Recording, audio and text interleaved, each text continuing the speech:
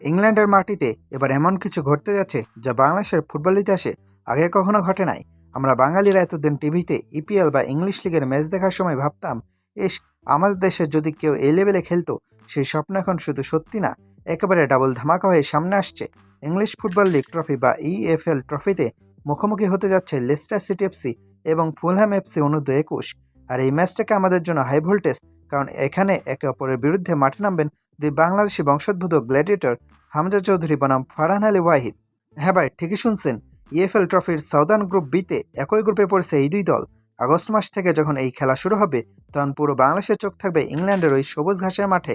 চলুন প্রথমে কথা বলা যাক আমাদের চেনামুখ ওল্ড ইজ গোল্ড হামজা চৌধুরীকে নিয়ে। হামজাকে তো আর নতুন করে পরিচয় করে দেওয়ার কিছু নাই। লেস্টার সিটির মূল দলের হয়ে কাঁপানো এই ডিফেন্সিভ মিডফিল্ডারকে আমরা বহু বছর ধরে চিনি।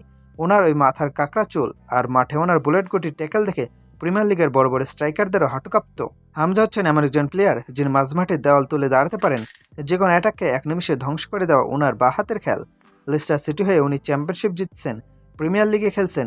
এবার ইএফএল ট্রফিতে উনি যখন লেস্টার হয়ে মাঠে নামবেন, ওনার অভিজ্ঞতা আর পাওয়ার দেখার মতো হবে। এক কথায় হামজা চৌধুরী হচ্ছেন এই লড়াইয়ের কিংবদন্তি বা সিনিয়র বস। কিন্তু বাস হামজাকে টেক্কা দিতে ওপাশে কে দাঁড়িয়ে আছে জানেন? ফুলহ্যাম এফসি অনূর্ধ্ব 21 দলের রাইজিং স্টার ফারহান আলী ওয়াহিদ। ফারহান হচ্ছেন একদম তরুণ, ক্ষিপ্র এবং গোল মেশিন। ফুলহ্যামের হয়ে উইঙ্গার বা ফরওয়ার্ড হিসেবে উনি যেভাবে ডিফেন্ডারদের নাচিয়ে গোল করছেন তা সত্যি দেখার মতো।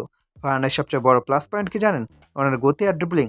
উইং দিয়ে যখন উনি ঝড় তুলে বক্সে ঢোকেন, প্রতিপক্ষের ডিফেন্ডাররা শুধু ওনার জার্সিটাই দেখতে পায়, বল খুঁজে পায় না। আর আমাদের জন্য সবচেয়ে বড় খুশির খবর কি, ফারহান কিন্তু সদ্যই বাংলাদেশ জাতীয় দলের হয়ে খেলার জন্য সবুজ সংকেত বা সম্মতি দিয়েছেন।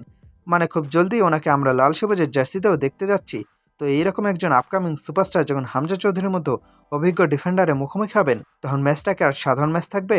এটা তো হয়ে যাবে গরু বনাম শিষ্য কিংবা অভিজ্ঞতা বনাম গতির এক মহাকাব্যিক লড়াই। একটু ভেবে দেখুন ম্যাচের সমীকরণটা। ফারহান আলী খেলবেন উইং বা ফরওয়ার্ডে, আর হামজা খেলবেন ডিফেন্সিভ মিডফিল্ডে বা রাইট ব্যাক পজিশনে। তার মানে ফারহান যখনই বল নিয়ে লেস্টার ডিবক্সের দিকে এগোতে চাইবেন, ওনার সামনে পাহাড়ের মতো দাঁড়িয়ে থাকবেন আমাদের হামজা ভাই।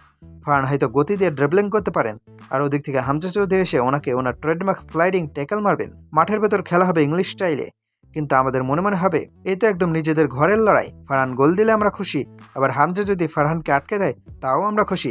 একেই বলে win win situation. Bangladesh football ফ্যানদের জন্য এর চেয়ে বড় বিনোদন আর কি হতে পারে? যদিও এই টুর্নামেন্টের নির্দিষ্ট ফিক্সার আর সময়সূচি এখনো পুরোপুরি আসেনি, তবে আগস্ট মাসে এই যুদ্ধ শুরু হতে যাচ্ছে, এটা কনফার্ম। আমরা তো ভাই ক্যালেন্ডার দাগ দিয়ে বসে আছি এই ম্যাচটার জন্য। আপনাদের কেমন হয় যখন এই দুই বাংলাদেশি রক্তের তারকা ইংল্যান্ডের মাঠে মুখোমুখি হবেন? কে জিতবে এই লড়াই, অভিজ্ঞ হামজা চৌধুরী নাকি তরুণ তুর্কি ফারহান আলী ওয়াহিদ? আর ফারহান যে বাংলাদেশ দলে খেলার সম্মতি দিলেন, এটা আমাদের ফুটবলকে কতটা বদলে দেবে তা সময়ই বলে দেবে।